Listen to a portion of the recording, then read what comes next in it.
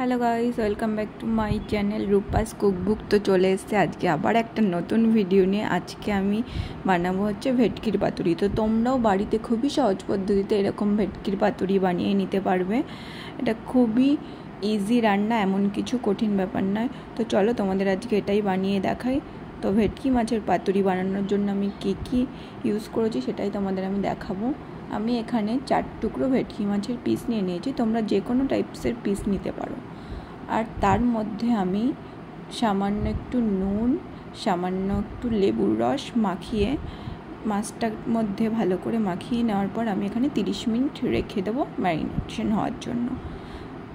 তারপর আমি এদিকে একটা ছোট্ট বাটি নিয়ে নিয়েছি, আর বাটির মধ্যে সামান্য আমি একটু দিয়েছি কালো সর্ষে, আর একটু বেশি পরিমাণে দেবো সাদা সর্ষে। কালো সর্ষেটা একটু কমই ইউজ করবে, সাদা সর্ষেটা একটু বেশি দেবে। আর আমি এখানে দিয়ে দেবো অল্প একটু পোস্ত, আর 5-6 টুকরো কাজু বাদাম, আর এখানে আমি দিয়েছি 2টো কাঁচা লঙ্কা। এটাকে আমি একটু জল দিয়ে ভিজিয়ে 10-15 মিনিট রেখে দেবো, যাতে সর্ষেটা ভালো করে ভিজে যায়। তারপর 10 মিনিট পর আমি এটাকে ছাঁকনি দিয়ে ছেঁকে নিয়ে মিক্সি গ্রাইন্ডারে নিয়ে একটু নুন দিয়ে পেস্ট করে নিলাম। তো আমার এখানে পেস্ট করাটা হয়ে গেছে। তারপর আমি এখানে ছোট্ট বাটিতে এই পেস্টটা ঢেলে দিলাম, আর তার মধ্যে আমি দিয়ে দিলাম সামান্য 2 চামচ মতো টক দই, একটু হলুদ। নুনটা আমি ইউজ করবো না, কারণ তখন আমি ওখানে নুনটা দিয়েছি। আর দিয়ে দিলাম একটু সর্ষের তেল বেশি করে। তারপর এটাকে আমি একটু ভালো করে নাড়িয়ে চাড়িয়ে নেওয়ার পর ভেটকি মাছের যে টুকরোগুলো আমি ম্যারিনেশন হওয়ার জন্য রেখেছিলাম, তারপরে ওই টুকরোটার মধ্যে ভালো করে সর্ষের মিক্সচারটা মাখিয়ে নিলাম। তারপর মাখিয়ে নিয়ে একটুখানি রেখে দিলাম। তারপর আমি এদিকে গ্যাসটাকে জ্বালিয়ে কলা পাতার যে টুকরোগুলো রেখেছিলাম ওটাই ভালো করে এপাশ ওপাশ করে সেঁকে নিলাম। তারপর এখানে আমি কলা পাতাগুলো নিয়েছি, আর কলা পাতাগুলো নেওয়ার পর আমি এখানে একটা কলা পাতার মধ্যে ঠিক এইভাবে মাছের টুকরোগুলো দিয়ে সামান্য একটু গ্রেভি দিয়ে একটা করে কাঁচা লঙ্কা দিয়ে ঠিক এইভাবে কলা পাতাগুলো ফোল্ড করে নেব। তোমরা এখানে দেখতেই পাচ্ছ ঠিক আমি কলা পাতাগুলো কীভাবে ফোল্ড করছি, তোমরাও এইভাবেই ফোল্ড করবে। তারপর আমি এখানে একটা সুতো দিয়ে বেঁধে দিলাম ভালো করে 4-5টা। আমার কাছে সাদা সুতো ছিল না, তাই আমি যে কালারের সুতোটা হাতের কাছে পেয়েছি আমি সেটা ইউজ করেছি। তোমাদের কাছে যদি সাদা সুতো থাকে তোমরা সাদা সুতো ইউজ করবে। আমি তোমাদের এখানে 2টো মতন মাছের টুকরো বানিয়ে দেখালাম ঠিক কীভাবে এটা তৈরি করতে হবে। তোমরাও ঠিক এইভাবে প্রত্যেকটা টুকরো ভালো করে কলা পাতা দিয়ে অ্যাড করে সুতো দিয়ে বেঁধে দেবে। খুবই ভালো করে বাঁধবে যাতে গ্রেভিটা বেরিয়ে না যায়।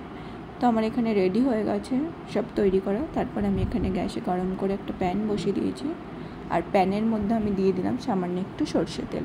সর্ষে তেলটাকে ভালো করে প্যানের চারপাশে এপাশ ওপাশ করে লাগিয়ে নিয়ে তারপর আমি এখানে যে কলা পাতা দিয়ে ফোল্ড করে রেখেছি ভেটকি মাছটা, ওটাই আমি প্যানের উপর দিয়ে দিলাম।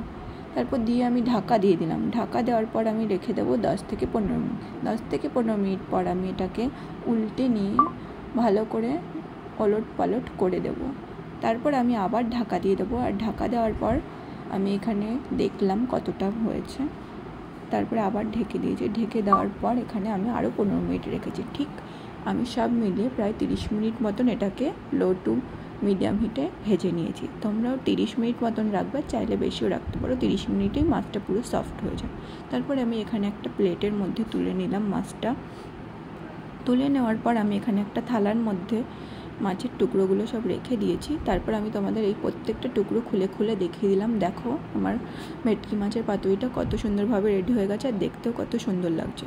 তারপর আমি এখানে একটা প্লেটে অল্প একটু ভাত আর মাছের টুকরোটা নিয়ে তোমাদের দেখিয়ে দিলাম যে মাছটা কতটা সফট হয়েছে, আর খেতে ঠিক ততটাই সুন্দর হয়েছে। তো কি দেখছো, তোমরাও বাড়িতে চটজলদি ট্রাই করো এই রেসিপিটা। আর কেমন লাগলো আমাকে অবশ্যই কমেন্টে জানিও। ভালো লাগলে অবশ্যই চ্যানেলটাকে সাবস্ক্রাইব করে দিও, আর লাইক অ্যান্ড সাবস্ক্রাইব। দেখা হবে পরে অন্য কোনো ভিডিও নিয়ে। টাটা।